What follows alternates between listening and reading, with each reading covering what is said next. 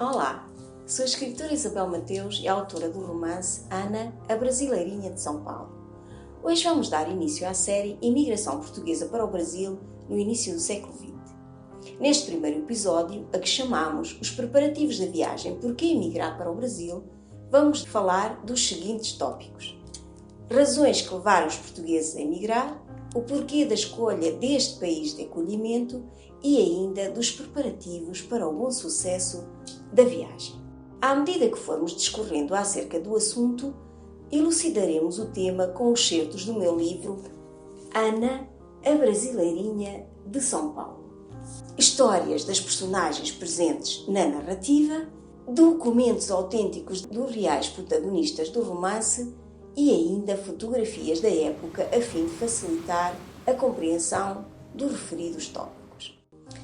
Desde a implantação da República, em 1910, que o país vivia mergulhado numa situação de caos social, económico e financeiro, atingindo de sobremaneira as populações rurais. A posterior participação portuguesa na Grande Guerra veio ainda piorar a situação. Somente em 1912, um dos anos de maior fome devido a um ruim ano agrícola, partem de forma legal 74.860 portugueses para o Brasil, sobretudo do norte de Portugal. E o distrito de Bragança lidera a saída de uma população masculina, jovem e analfabeta. Por exemplo, do concelho de Torre de Moncorvo saem, nesse ano, 914 imigrantes, aliciados por uma demanda de mão de obra no Brasil, entre os quais se encontram os irmãos Carlos Alberto Lopes e Manuel Joaquim, ambos analfabetos e trabalhadores agrícolas. Carlos Alberto tinha apenas 26 anos quando deixou para trás os pais, a jovem esposa Atília e a filha recém-nascida Ana. O Manuel Joaquim contava apenas com 19 anos, sendo solteiro. A esmagadora maioria partia devido ao facto de a imigração para o Brasil ser subsidiada pelo governo de São Paulo, com passagem, estadia, hospedaria dos imigrantes pagas durante os primeiros 8 dias após a chegada ao Brasil, além das restantes despesas inerentes aos trâmites da viagem.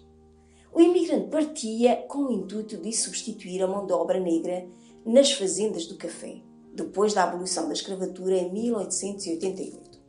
Dos 724 passageiros a bordo do vapor Frisia, em que também embarcaram os irmãos Lopes, 503 eram portugueses imigrantes de terceira classe, na sua maioria subsidiários, como se lê nas listas de bordo. O subsequente enorme crescimento económico que a indústria cafeeira trouxe ao Brasil fez com que também houvesse uma grande fixação de imigrantes em cidades como São Paulo e o Rio de Janeiro e um rápido desenvolvimento das mesmas. Os portugueses dedicaram-se principalmente ao comércio e aos serviços, apesar de em Portugal serem essencialmente agricultores. Carlos Alberto estabeleceu-se como comerciante na cidade de São Paulo, dedicando-se à panificação. Esta foi, aliás, uma atividade muito impulsionada pelos portugueses. E ainda hoje, padarias e confeitarias, fundadas nessa época, continuam na mesma família, tendo passado de geração em geração.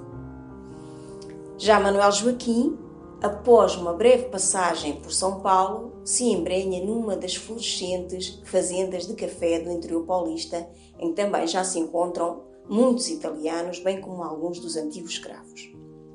Outro fator importante para impulsionar a imigração para o Brasil foi a questão do passado colonial português em terras de Veracruz, na medida em que os antigos compatriotas e conterrâneos portugueses apoiavam os imigrantes que agora chegavam. Foram igualmente criadas associações com o intuito de ajudar os mais desvalidos. Em suma, o grande fluxo migratório que se registrou no início do século XX foi motivado principalmente pelo fator económico. Partiam todos por uma vida melhor, para um país desejoso de os acolher. Mas para saírem da pátria, os candidatos deviam reunir determinadas condições, tendo para isso igualmente de preparar a viagem ao mínimo detalhe.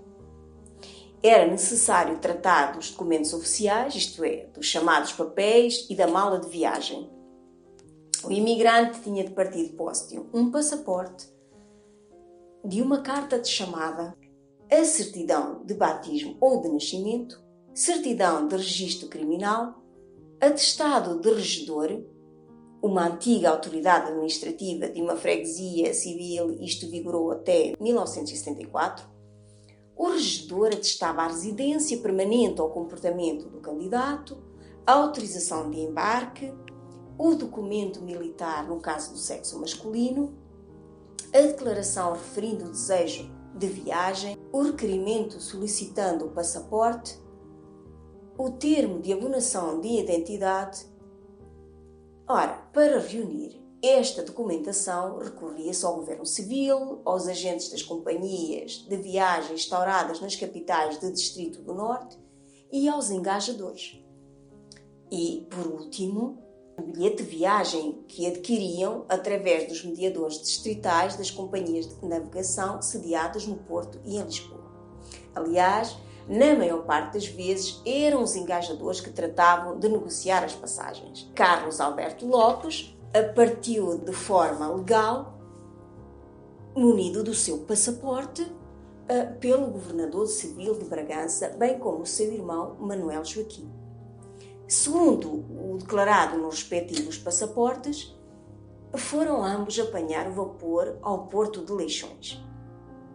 Como também o revela o seu passaporte, em 1918, Atília da Conceição Soeiro, com 25 anos, ia ter com o seu marido, na companhia da filha Ana, com apenas 6 anos, certamente após ter recebido a carta de chamada enviada do Brasil pelo marido. Embarcaram em Lisboa. Atília e a filha apenas puderam partir porque o Carlos Alberto, passados os 5 anos da sua chegada ao Brasil, já tinha meios financeiros para as acolher.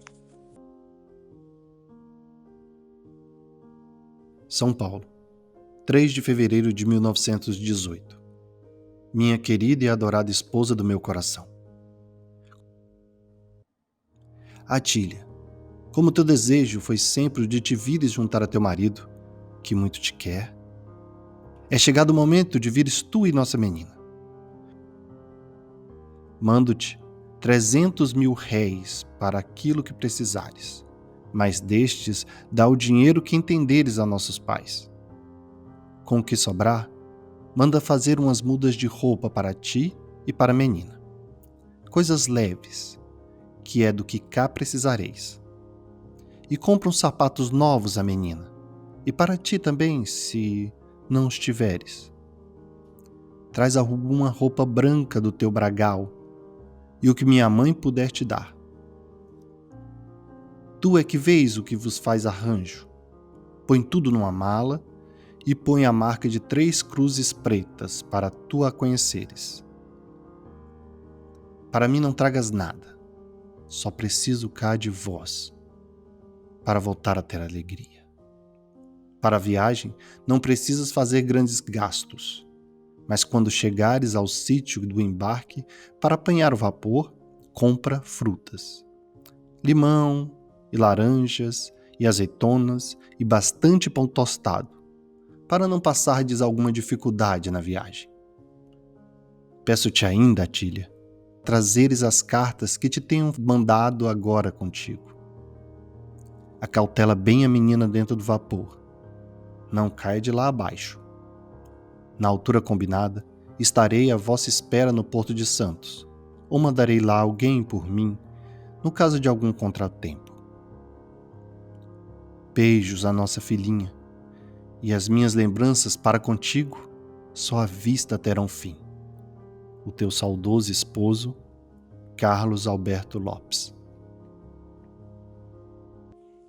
No próximo episódio da série alusiva à imigração portuguesa para o Brasil, a viagem Portugal-Brasil, trataremos do percurso de comboio da aldeia até aos portos de Leixões e Lisboa, da espera na hospedaria dos imigrantes na Rua Afonso de Albuquerque, em Lisboa, do embarque e da passagem no vapor até ao Brasil e do acolhimento na hospedaria do imigrante no Porto de Santos. Marcamos encontro para breve.